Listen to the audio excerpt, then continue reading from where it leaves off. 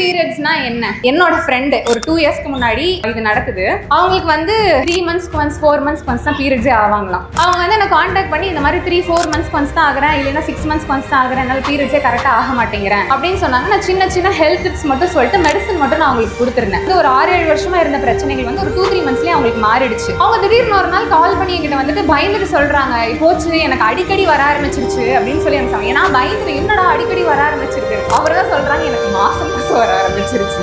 So மாசம் வருது அப்படின்றதே அப்நார்மல் அப்படின்னு நீங்க நிறைய பேர் நினைச்சுக்கிறாங்க. ஏன்னா அவங்களோட நார்மலே என்னன்னா 3 மாசத்துக்கு ஒரு தடவை ஆகுறது, 4 மாசத்துக்கு ஒரு தடவை பீரியட்ஸ் ஆகுறது அப்படின்றது அவங்களுக்குள்ள ஒரு நார்மல்ஸியா மாறிட்டு வந்திருக்கு. ஓகேங்களா? எது நார்மல் அப்படின்னு சொல்லி பாத்தீங்கன்னா மாசம் ஒரு தடவை ஆகுறது நார்மல். ஒரு சிலர் என்ன சொல்லுவாங்கன்னா மாசத்துலயே நான் 2 தடவை ஆகுறேன் அப்படின்னு சொல்லுவாங்க.